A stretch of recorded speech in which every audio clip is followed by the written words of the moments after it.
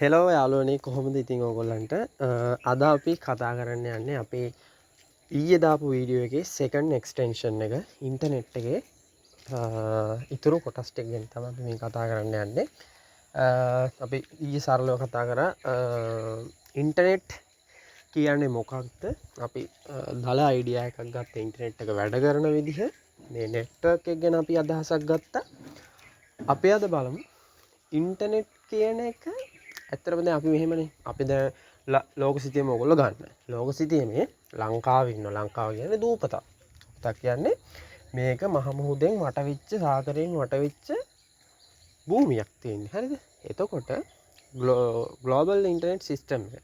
Global internet system එක කියන්නේ ලෝකයේ එක එක රටවල් අතර අපි කියවනේ එක එක රටවල් අතර ගෝලිය වශයෙන් පරිගණක පද්ධතිවලට අපි සම්බන්ධ වෙනවා අන්තර්ජාලයේදී කියලා. එතකොට අපි එතකොට ඔන්න ඔය සම්බන්ධ වෙන්නේ කොහොමද?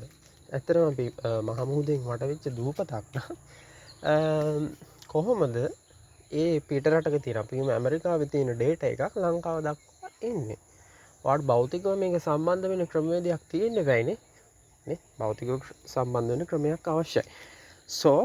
ඉතින් මේ ක්‍රමවේදය ගැන තමයි අපි සාකච්ඡා කරන්නේ. ඇත්තටම මේ ඉන්ටර්නෙට් කියන එක එකිනෙකට මේ පරිගණක පද්ධති දත්ත පද්ධති එකිනෙකට සම්බන්ධයි. බාහිරව භෞතිකව සම්බන්ධ වෙලා තින්නේ කොහොමද කියන එක තමයි අද අපි කතා කරන්නේ. හරිද? එතකොට අපි මෙහෙම පටන් ගමු. එතකොට ලෝකයේ විශාල පරිගණක පද්ධති තියෙනවානේ. අපි නිකමට දැන් අපි ඉන්ටර්නෙට් ගැන දන්නවා. ඉන්ටර්නෙට් සර්ච් කරන වෙබ් බ්‍රවුසර්ස් තියෙනවානේ. බීම් තියෙනවා, Chrome තියෙනවා. ඔයගේ ගොඩක් බ්‍රවුසර්ස් තියෙනවානේ. By using those browsers you explore something. හරිද? එතකොට ඒ explore කරන දේ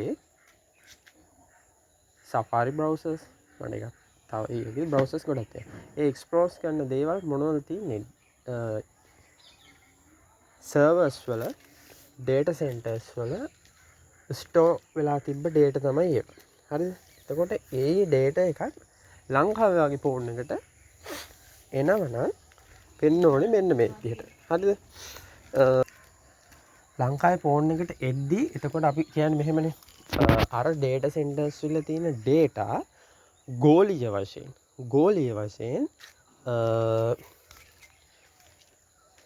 බෙදාහැරුම් ජාල කිහිපයකින් බෙදා හරිනවා. ඒ කියන්නේ මහද්වීප අතරේ බෙදා හරිනවා. ඇමරිකන් මහද්වීපය, ඒෂියන් මහද්වීපය, ඇෆ්‍රිකන් මහද්වීපය. හරිද? ඒ වගේ මහද්වීප අතර බෙදා හැරීමක් සිද්ධ වෙනවා ගෝලීය වශයෙන්. කොහොමද? අපිට මේක අහසින් බැලුවට බාහිරින් මේ පේන්නේ නැහැ. මුහුද යටින් යන්නේ. කොහොමද යන්නේ? මුහුද යටින් තමයි යන්නේ. මුහුද යටින් යනවා කේබල් පද්ධතියක් විදිහට මේ එකිනෙකට සම්බන්ධ වෙන්න. හරිද?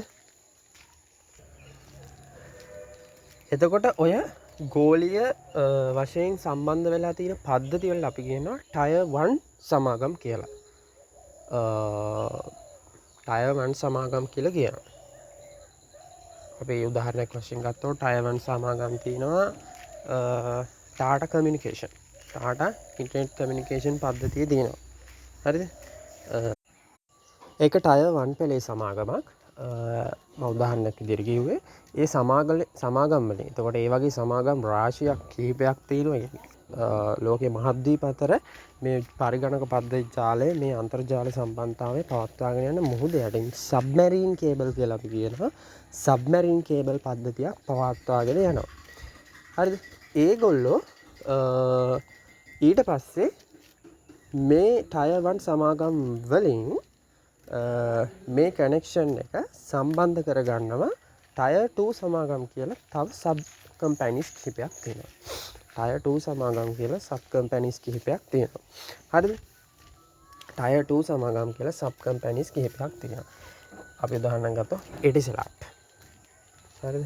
නැත්නම් ඩයලොග් කියලා තව ටයර් 2 සමාගම් ගන්න පුළුවන් තව උදාහරණයක්. එතකොට ඒ සමාගම් වලින් මොකක්ද කරන්නේ? කලාපීය වශයෙන් මේ සම්බන්ධතාවය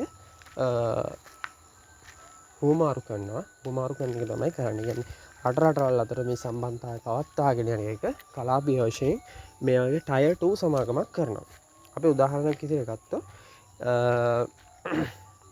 අපි දන්නා සිංගප්පූරුව ඉන්දියාව හරහා එන ලයින් එක ඔහොමම ඇවිල්ලා ලංකාවේ කේබල් පද්ධතිය කියන්නේ ලංකාව වටේ තියෙන සාගරය හරහා එනවා. අපි කියනවා මුහුදෙන් එන කේබල් පද්ධතිය මාතරට සහ ගල්කිස්සට වෙනකම්ම ගේට්වේ එක. හරිද? මාතර සහ ගල්කිස්ස ගේට්වේ දක්වා පැමිණෙනවා ඔය ටයර් 2 සමාගම් වල ඉන්ටර්නෙට් කේබල්ස් ටික. ඊට පස්සේ ටයර් 3 සමාගම් තියෙනවා. මොනවද මේ ටයර් 3 සමාගම් කියන්නේ? ටයර් 3 සමාගම් කියන්නේ රට ඇතුලේ මේ පද්ධතිය බෙදා හරින අර ගේට් එකේ මම ගොන මාතර සහ ගල්කිස්ස තියෙන ගේට් එක. ඒතකොට මේ මාතර සහ ගල්කිස්ස එන ගේට් එක කේබල් ගේට් එකේ ගේට්ස් අරගෙන රට ඇතුලේ බෙදා හරින පද්ධතිය තියෙනවා. උදාහරණයක් වශයෙන් ලංකාවේ රට ඇතුළෙන් බෙදා හරිනවා ඩයලොග්, මොබිටෙල්ස් වගේ අය. ඒතකොට ඩයලොග් මොබිටෙල් වගේ අය අරගෙන ඒගොල්ලන්ගේ ඩේටා සෙන්ටර්ස් තියෙනවා. ඒ ඩේටා සෙන්ටර්ස් වලින් රට ඇතුලේ කමියුනිකේෂන් එක පවත්වාගෙන යනවා. උදාහරණයක් විදිහට කිව්වේ සමාගම් දෙක. මම කිව්වේ අර ටයර් 2 තව දෙයක් කියනවා දුන ටයර් 2 සමාගම් තියෙනවා කියලා. ටයර් 2 සමාගම් වාණිජ වශයෙන් විශාල වශයෙන් ලොකු මුදල් ප්‍රමාණයක් වැය කරනවා ටයර් 1 සමාගම් වලට ඉන්ටර්නෙට් ගන්න. හරිද? හරි. ඒ පොයින්ට් එකත් එක්ක දැන් කිව්ව රට ඇතුලේ සිද්ධ වෙන දේ. එතකොට රට ඇතුලේ ටයර් 3 සමාගම් අරන් යනවා. එතකොට මේකේ හතරවෙනි පෙළ තමයි අපි ඒ සමාගම් වලින් ටවර් වලින් අපට සිග්නල් එන්න මොන විදිහට සිග්නල් අපට එන්නේ ෆෝන් එක ගත්තොත් අපි මේ ජංගම දුරකථන අන්තර්ජාලයට සම්බන්ධ කරන්න ඒගොල්ලන්ගේ තියෙන ටවර් එකකින් අපට කොයි විදිහට කේබල් එක සම්බන්ධ වෙන්නේ නැහැ. වයර්ලස් සම්බන්ධයක් තමයි සිද්ධ වෙන්නේ. වයර්ලස් කනෙක්ෂන් එකක් through අපේ සිම් එක තියෙනවා අපේ ෆෝන් වල වයර්ලස් කනෙක්ෂන් එකක් through සම්බන්ධ වෙනවා. හරි. සරලවම ඕක තමයි මේ බෙදා හැරුම් පද්ධතිය අන්තර්ජාලයේ ගෝලීය වශයෙන් අපේ රට සම්බන්ධ වෙන විදිය සහ රට ඇතුලේ එකිනෙකට හුවමාරු වෙන විදිය. හරිද? එතකොට අපි බලමු දැන් එතකොට අපි දැන් අපේ data package දානනේ ෆෝන් එකට. data package එකක් දානවා. අන්තර්ජාල සම්බන්ධතාවයක් ගන්න අපි ඒකට මුදල් ගෙවීම කරන්න ඕනේ. නොමේ ලංකාව ඇතුළේ ඉන්ටර්නෙට් සම්බන්ධ වෙන්නේ නැහැ. හරිද?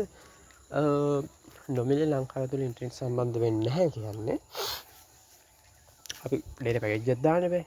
මොන හරි අපේ තියෙන SIM එකට ෆෝන් එකට. එතකොට අපි දාන අපි කියමු MB 200ක data package එකක් දානවා. එතකොට MB 200ක data package එකක් දාලා අපි YouTube එකේ තියෙන capacity එක MB 100ක් වෙච්ච වීඩියෝ එකක් බලන්න යන්නේ. හරිද? අපි කියමු MB 100ක් වෙච්ච වීඩියෝ එකක් බලන්න යනවා කියලා.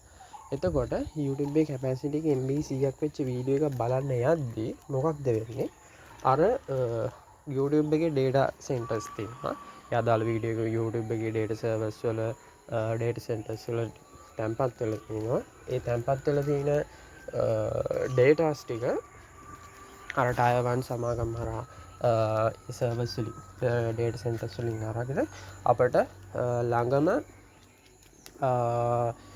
ටයර් 2 සමාගමක හරහා තමයි ලංකාවට සම්බන්ධතාවය අරගෙන එන්නේ. හරිද? එතකොට අපි සාමාන්‍යයෙන් අපි කියනවා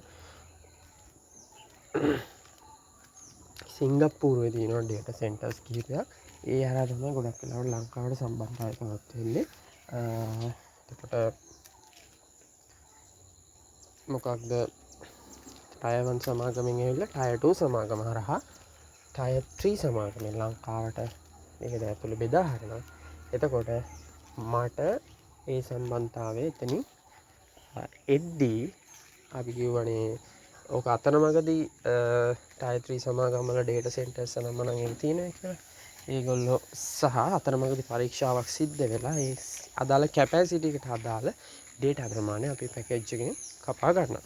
හරිද? අපි package එකෙන් අදාළ data ප්‍රමාණය කපා ගත්තට පස්සේ මොකද්ද වෙන්නේ? MB 200 වීඩියෝ එකක් බලන්න 100ක් කඩලා MB 100ක් අපිට ඉතුරු වෙනවා. ඕක තමයි සරලවම සිද්ධ වෙන්නේ අපි පැකේජ් එක වැය වෙන විදිහ. මේ ඩිස්ට්‍රිබියුෂන් එක අපිට ඉන්ටර්නෙට් එකේ ඇත්තටම බලන්න පුළුවන්. අපි මොන වගේ දෙයක්ද අපිට ගහන්න පුළුවන්. ග්ලෝබල් ඉන්ටර්නෙට් ඩිස්ට්‍රිබියුෂන් නෙට්වර්ක් කියලා ගාවම සාමාන්‍ය ඉන්ටර්නෙට් එකේ මේක අදාළ මේකට අදාළ CPM අපිට බලා ගන්න හැකියාවක් තියෙනවා. මැප් එක බලා ගන්න පුළුවන්. ඊට අමතරව ඉන්ටර්නෙට් වල තව කමියුනිකේෂන් පද්ධතියක් දැන් අද වෙද්දී හැදිලා තියෙනවා. ඒ තමයි ඔයගොල්ලෝ හැමෝම දන්නවා Starlink කියන්නේ සැටලයිට් ඉන්ටර්නෙට් කමියුනිකේෂන් නෙට්වර්ක් එකක්. ඇත්තටම සැටලයිට් ඉන්ටර්නෙට් කමියුනිකේෂන් එක අපිට සිද්ධ වෙන විදිහ කතා කරොත් දැන් අපේ Starlink ප්‍රොජෙක්ට් එකක් තියෙනවා. Starlink ප්‍රොජෙක්ට් එක කියන්නේ Elon Muskගේ Starlink කම්පැනි එක හරහා through තමයි මේක සිද්ධ වෙන්නේ. ඒක ඇත්තරම සරලව කිව්ව සිද්ධ වෙන්නේ අර අපි කියනවා අපේ data centers වල තියෙන data YouTube data center එක කියනවා අපේ servers වල තියෙන ඒ servers වල data centers වල ගබඩා වල තියෙන data කොහෙද යන්නේ ඇත්තරම සරලව අපේ satellite පද්ධතියක් තියෙනවා satellite කියන්නේ අපේ ලෝකේ වඩා Starlink එකේ satellite පද්ධතියක් මේ වෙද්දි හදලා තියෙන්නේ ඒ satellite වලට wirelessly connect වෙනවා ඒ data wirelessly connect වෙලා satellite වලට ඒ satellite through ඊට පස්සේ ඇත්තටම ලංකාවේ ඇතුළේ සිද්ධ වෙන්නේ අපේ connection එක මෙලදී ගත්තොත් අපේ ඒ තියෙන සම්බන්ධතාවයට satellite connection satellite through satellite connection එකක් හැදෙනවා අපි දන්නවා අපේ එතකොට අපි මේ මෙලදී ගත්තොත් අපිට gadget කීපයක් තියෙනවානේ ඒ gadget වලින් directly කනෙක්ට් වෙනවා අර අභ්‍යවකාශයේ තියෙන සැටලයිට් පද්ධතියට. එතකොට ඒක සැටලයිට් කමියුනිකේෂන් එකක් through තමයි මේ ඉන්ටර්නෙට් කියන දේ අපිට හිමි වෙන්නේ. එතකොට Starlink ප්‍රොජෙක්ට් එක එහෙමයි. Starlink ඉන්ටර්නෙට් පද්ධතිය කියන්නේ එහෙම. හරිද? අපි එතකොට අද කතා කරේ මේ ඉන්ටර්නෙට් පද්ධතිය භෞතිකව ගෝලීය වශයෙන් බෙදා හැරලා තියන්නේ කොහොමද මේක විශ්ලේෂණය තියෙන්නේ කොහොමද එකිනෙකට සම්බන්ධ වෙලා තියන්නේ කොහොමද කියන කාරණාව. අපි ඊළඟට මේකම ඉන්ටර්නෙට් වල තව එක්ස්ටෙන්ෂන් එකකින් තව වීඩියෝ එකකින් හම්බෙමු. ඒකෙත් අලුත් දෙයක් ගැන තව කතා කරමු. හරි. එහෙනම් අදට ගිහිල්ලා එන්නම් යාළුවනේ. ඔයගොල්ලෝ හැමෝටම ජය වේවා.